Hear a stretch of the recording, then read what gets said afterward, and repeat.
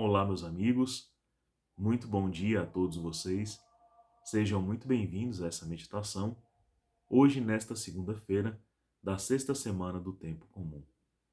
No dia de hoje, o Senhor Jesus, de maneira muito clara e direta, diz a um povo que o interpelava, alguns fariseus, que não será dado um sinal do céu pedido por eles para que eles pudessem pautar a fé naquilo que lhes era exigido, esperado. E aí a gente começa a pensar assim: meu Deus, no que será que está pautada a minha fé? Que sinais conduzem a minha vida para o bom discernimento, para a verdade, para o bom crédito, para a vivência vivaz, forte e contundente da fé, como espera o Senhor? Será que eu estou pautando a minha vida em sinais que não são desejados por nosso Senhor Jesus? Porque se assim for, eu preciso corrigir a rota da minha fé, ou seja, de uma das grandes virtudes que nos levam ao conhecimento de Deus. Então, precisamos, meus irmãos, dessa meditação. Ela é urgente em nosso coração. Peçamos então, nesta oração, que o Espírito Santo nos conduza para compreender verdadeiramente o que Jesus deseja nos perguntar, nos corrigir e nos orientar. Estamos reunidos em nome do Pai, do Filho e do Espírito Santo. Amém. Senhor Jesus, aqui estamos na Tua presença. E vos pedimos a graça, Senhor, de compreender que fé o Senhor espera de nós e aonde nós devemos pautar essa fé. Dai-nos a graça, Senhor Jesus, de não viver alguma coisa que não seja agradável a vós, que não seja plenamente verdadeiro, que não tenha, Senhor Jesus, substância suficiente para nos santificar, para nos corrigir, para nos elevar a vós. Dai-nos a graça também de, conhecendo melhor a raiz da nossa fé, a gente mover o nosso coração mais para isso, ter mais boa vontade, mais entusiasmo, mais vivacidade para com o Evangelho, para com a missão de crer, amar e levar outros a crer também. Te pedimos isso por intercessão de nossa mãe, a Virgem Maria Santíssima e São José. Ave Maria, cheia de graça, o Senhor é convosco. Bendita sois vós entre as mulheres, bendito é o fruto do vosso ventre, Jesus. Santa Maria, Mãe de Deus, rogai por nós, pecadores, agora e na hora de nossa morte. Amém.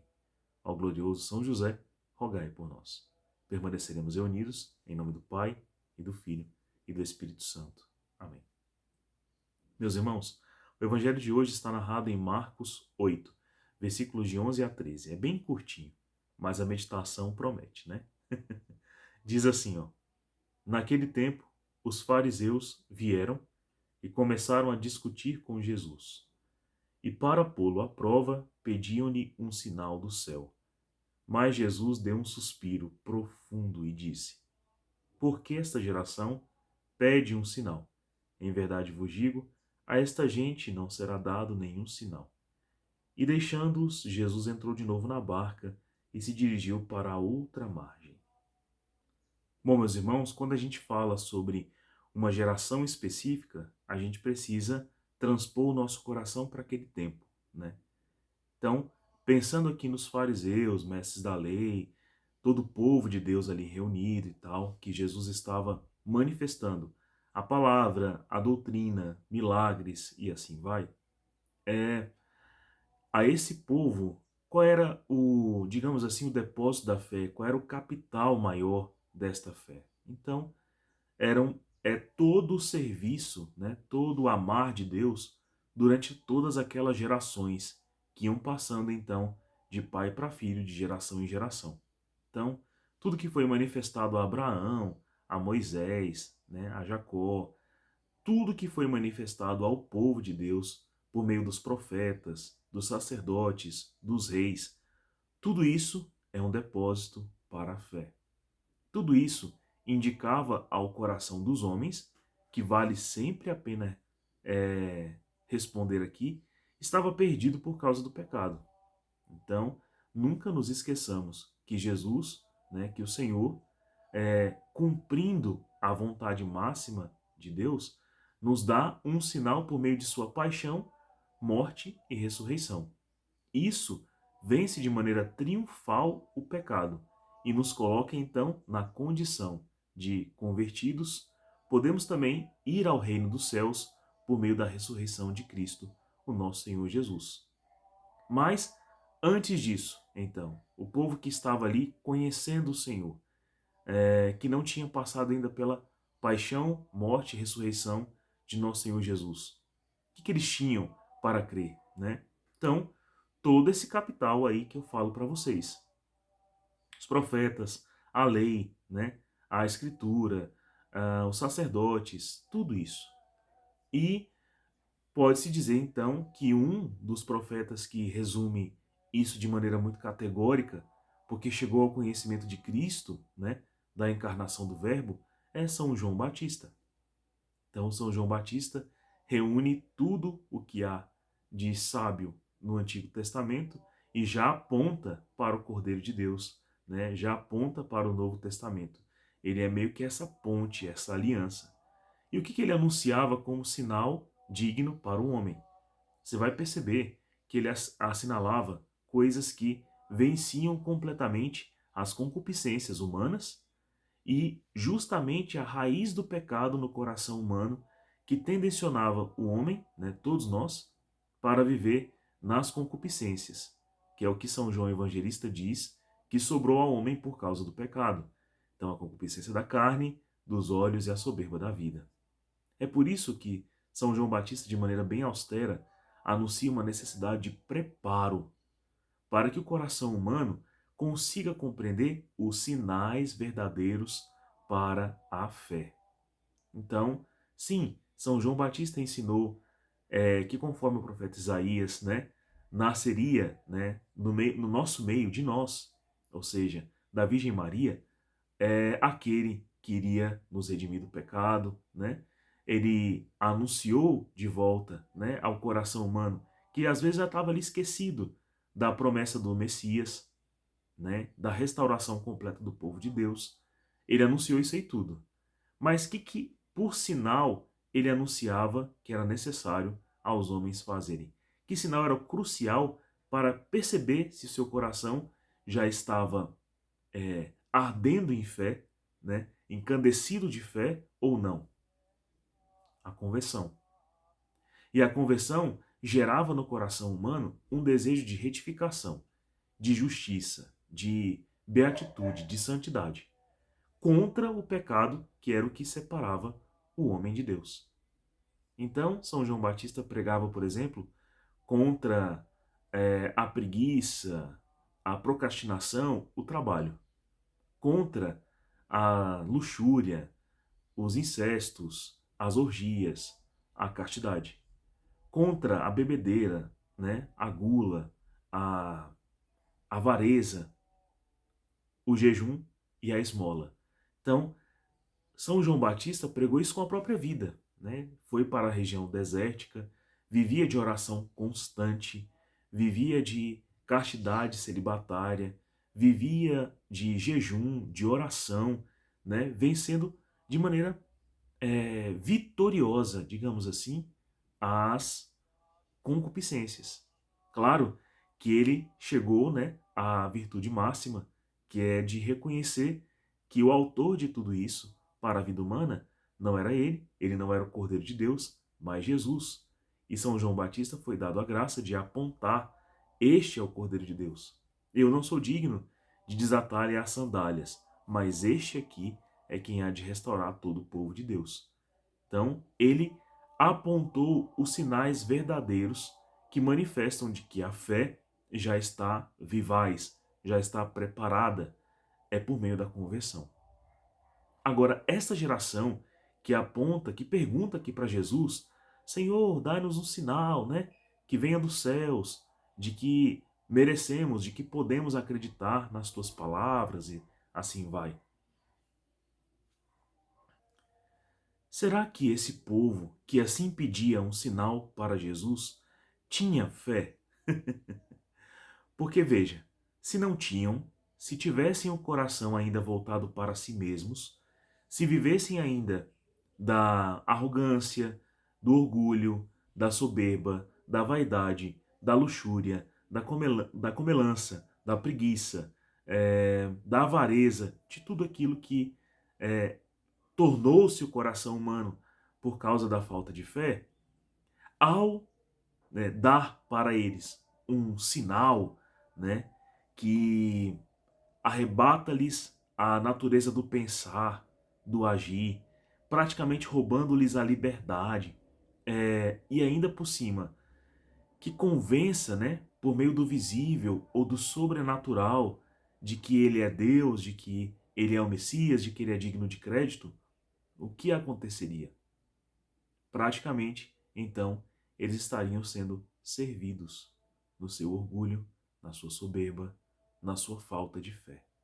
É como se fossem alimentados assim, Jesus desse prova de que não era necessário preparo, de que não era necessário jejum, de que não era necessário castidade, de que não era necessária a pobreza, de que não era necessário o amor vigoroso daqueles que exibem por sinal maior a mudança de vida. Então, seria como sustentar, né, aquele povo em sua má conduta, como se isso fosse algo que pudesse equivalesse ao que se diz por alguém que tenha fé. Então, é impossível dar para essa geração um sinal qualquer que confirme um erro. Jesus não faz isso. Ele vai apontar para o verdadeiro e ele também vai rechaçar o que é errado. Negando então um sinal àquele povo, veja que Jesus tomou um suspiro profundo. Tomou ar, né? Pegou ar. Essa é uma expressão que a gente usa hoje em dia, mas a gente percebe ela aqui.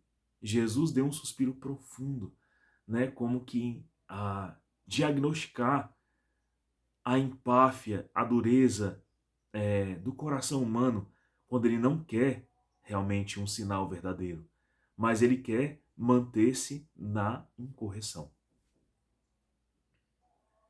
Desculpa, hoje eu tô tendo que fazer diversas pausas porque eu tô com dengue, né? Sintomas de dengue. E aí, às vezes eu tenho que parar um pouquinho porque tá dando calafrio, dor e assim vai. E aí eu tenho que parar um pouquinho, mas eu espero que não comprometa a mensagem. Então, como falávamos, né? E nós? Como que a gente pauta a nossa fé? Então, será que a gente espera o tempo inteiro que a fé, que o que nos acontece, confirme o nosso jeito errado de viver ou venha nos corrigir do nosso jeito torto de viver?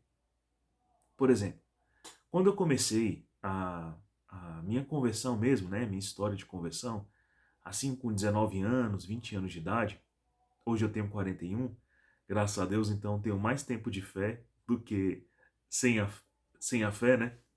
Então, quando eu comecei minha conversão, é, a minha fé era muito dependente de coisas sensoriais, afetivas, emocionais.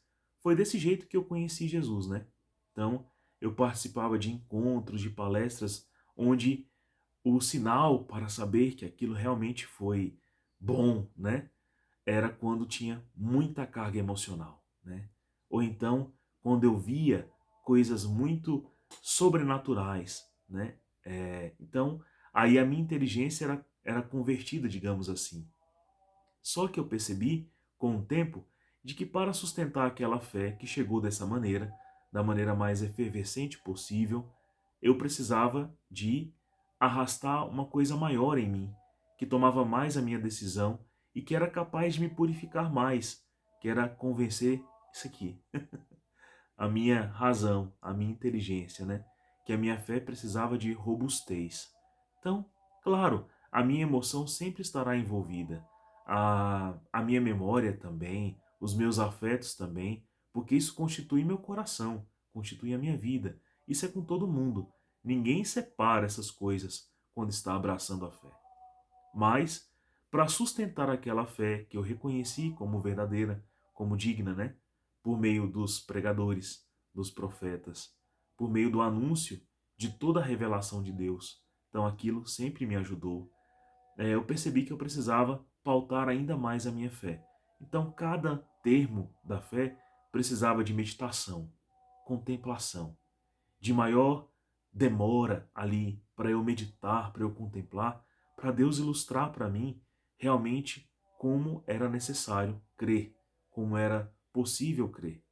E principalmente quando a minha meditação alcançou a grandeza de meditar sobre a paixão, sobre a crucifixão e sobre a ressurreição. Nisso realmente veio o meu conhecer maior da dádiva que é dada à nossa geração, que é a de conhecer, por meio dos apóstolos e da igreja, a paixão, morte e ressurreição de nosso Senhor Jesus.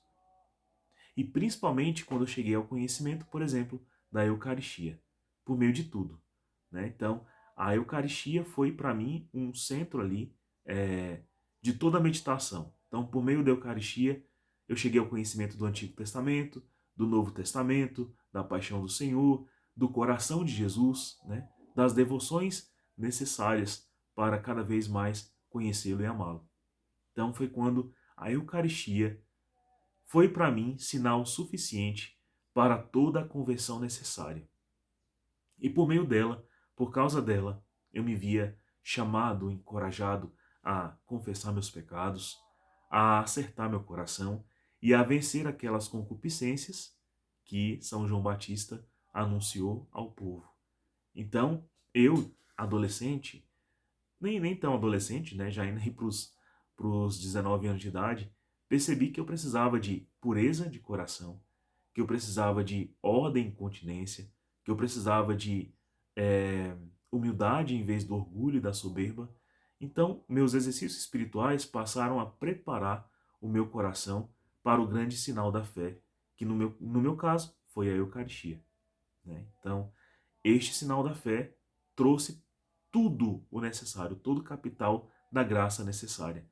Ah, Fábio, mas será que você faria reconhecimento da fé se você não travasse uma batalha contínua, árdua e constante contra os pecados e a concupiscência?